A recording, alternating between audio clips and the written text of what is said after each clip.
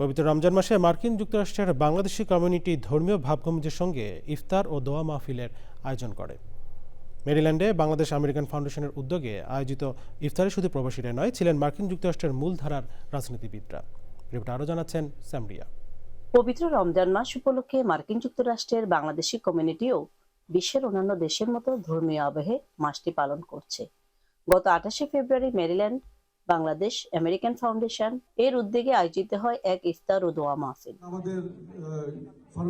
সংগঠনের সভাপতি হাসান চৌধুরীর সভাপতিত্বে এবং সাধারণ সম্পাদক মোহাম্মদ সারোয়ার মিয়ার পরিচালনায় অনুষ্ঠানে সংক্ষিপ্ত বক্তব্য রাখেন কবিরুল ইসলাম, কবি শামসুদ্দিন মাহমুদ, তানভীর হাসান, মামুন মুতালিব, খুরশেদ সাব্বির ও মোহাম্মদ কাজল সহ আরো অনেকে। আমাদের কমিউনিটির অনেক ব্যক্তিত্বকে আমরা সাথে পেয়েছি, আমরা এতে খুবই আনন্দিত। একসাথে আমরা ইফতার করেছি এবং আমাদের কমিউনিটির সকলের জন্য আমরা দোয়া করেছি। সবাইকে এখানে আসার জন্য ধন্যবাদ। মূলধারার রাজনীতিবিদ ডেমোক্রেট নেতা city councilman Yamil Hernandez, city councilman Jim McNulty, councilman Hamza Khan সহ ভার্জিনিয়ার ডেমোক্রেট নেতৃবৃন্দ এবং স্থানীয় কমিউনিটির বিশিষ্ট ব্যক্তিবর্গ অনুষ্ঠানে উপস্থিত ছিলেন।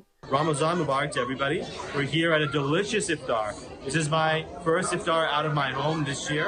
And of course, Bangla hospitality is the #1 in all of Asia. I'm just happy to be here. Happy Ramadan. This is my first iftar. Great hospitality. I'm so happy to be here with everybody. অনুষ্ঠানের শেষ পর্বে সংগঠনের প্রয়াত সদস্য মোহাম্মদ হুসাইন আহমদ বাবর এবং হোসনে আরা বেগমের রুহের মাগফিরাত কামনায় বিশেষ দোয়া করা হয়। মেরিল্যান্ড থেকে স্যামরিয়া, চ্যানেল আই।